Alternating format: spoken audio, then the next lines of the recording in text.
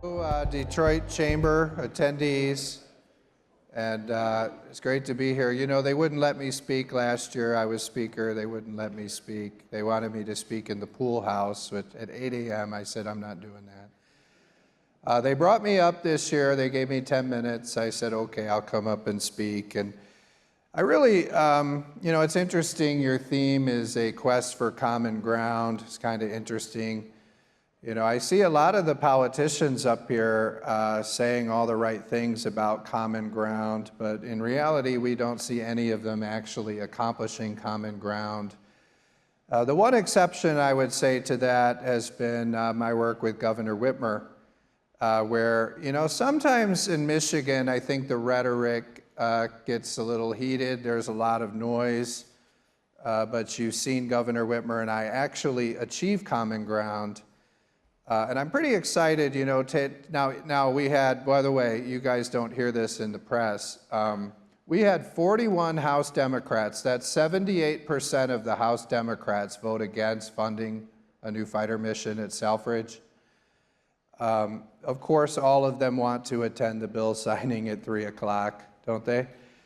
But what I'm proud of is, despite that, a unified Republican caucus, we worked together with Governor Whitmer. We got that over the line, and we got that done for June 1, and we're going to get to celebrate that today at 3 o'clock. A big bill signing to save Selfridge, a new fighter mission there that's going to keep it open for another 40 years. It's a good thing. And you saw us earlier this year. I got a deal along with Riley Linting, who's a rising star in the Republican caucus, to save the medical licensure compact. That's a big one. We had thousands of doctors, you know that, thousands of doctors that were going to lose their license in Michigan, and I got a deal along with Riley Linting, with Gretchen Whitmer. We got that done. It was very good. We just blocked $370 million of waste, fraud, and abuse in the state budget that Gretchen Whitmer wanted to shove into all of her slush funds. I made a settlement. Now, they didn't tell you about the settlement because it was Friday after 5 p.m., but the governor actually agreed 100%. You guys heard all about all the cuts and all that stuff. None of that happened. The Democrats said, you know what, we need this money, you're right. We wanted to waste $370 million and put it into our slush funds.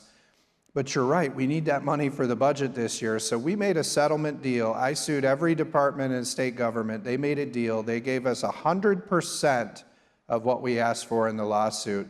And now we're going to use that money this year in our budget. And because of that, your taxes are not going to go up. It's a good thing, really.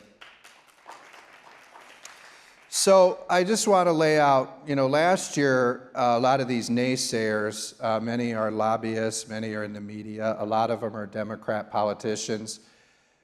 They obstruct, they criticize, they attack. But I will say I've been able, with the House Republicans, with a House Republican majority, to persevere through that. And I think in order to find common ground in this environment, we have to be very unified as a party, and we have to push through all that negativity. And what I found is, when you have real leaders at the table like myself and what we're seeing recently from Gretchen Whitmer, we can move all of those other politicians to come to get to yes on a deal. And it's very interesting. So we saw this on roads, right? I put forward a bold plan to fix the roads. And Gretchen Whitmer had been looking at that for her entire time in office. She promised to fix the roads, and we never saw a proposal on the table. The governor said I was the first leader she worked with that had the guts and the brains to put a roads plan on the table and to actually put it up for a vote. We did that, and with a unified Republican caucus, we got it through. Every step along the way, you saw these legislative Democrats say, how are we going to pay for it? This will never happen, all of this stuff. We were, the whole way, criticized, attacked. And I'll say myself and Governor Whitmer, we never lost sight of our goal to fix the roads. And we made the biggest roads deal in Michigan's history, over $2 billion to fix our roads. And every one of those naysayers, they voted for it. They voted yes, okay? Well, we're going to do that now on property tax, okay?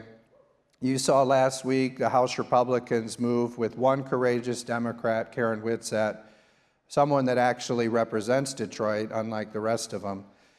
And what we saw was, we saw us come together and pass through a significant property tax cut. It's going to lower the average person's property taxes by $900 a year by eliminating the state property tax, getting rid of the personal property tax. And when we do that, we're going to force the utilities to lower their rates by $1 billion. And that's going to be big, isn't it?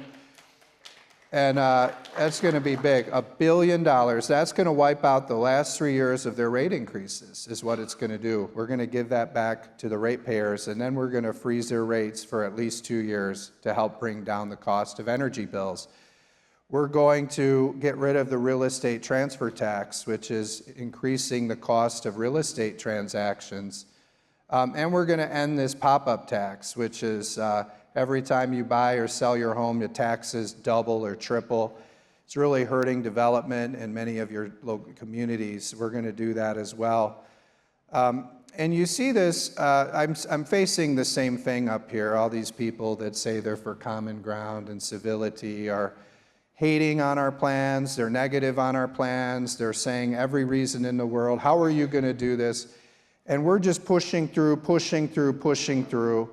And I will tell you, when we get this deal on the budget, you're going to have property tax reform, and it's going to save you a lot of money, and these people are going to vote for it.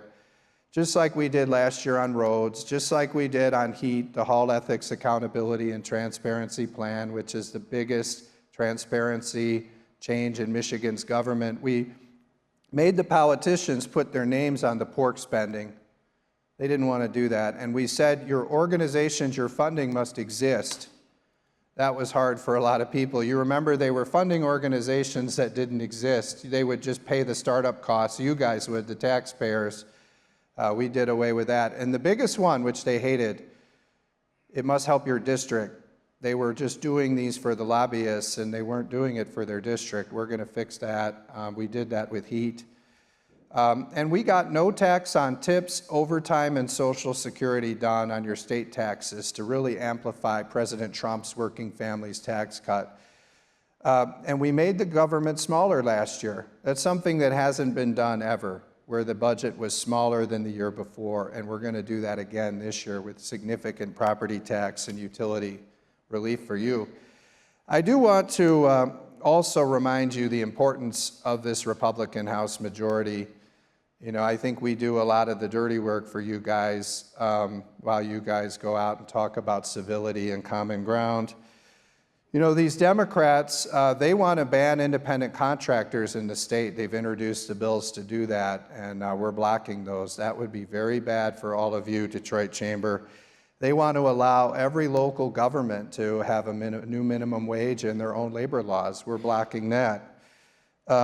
They want to do predictive scheduling, where if you change an employee's schedule just a little bit, you'll pay huge fines for that. You remember, they want to undo the great deal I made with Gretchen Whitmer to save the restaurant industry with the tip credit and with the changes we made to the paid sick leave. They also want the mandatory overtime for nurses. You know, our hospitals don't like those hospital ratios. They also want a worker bill of rights, which would ban all the temporary agencies. And they want to really get rid of, they want local governments to do whatever they want. You could have 100 different labor laws in 100 different communities. Those are the things that we're standing in the way and blocking up here so people can talk about common ground. But I will tell you, we've done a lot of good things. We've got results. We're doing a lot of the blocking. And one of the things when you hear all this divisive rhetoric from Democrats, in divided government with a Republican House, you're not going to get a deal unless it's a balanced deal. And you're bringing both sides to the table on that. And I think many people see we've been punching above our weight. The only thing the Republicans control in this state is the House, but yet it seems very equal in terms of what both sides are getting. And that's because we have a strong House Republican majority that's going to get balanced results for you. So thank you for having me. Maybe they'll give me more time next time. What do you think? I'll see you later. Bye.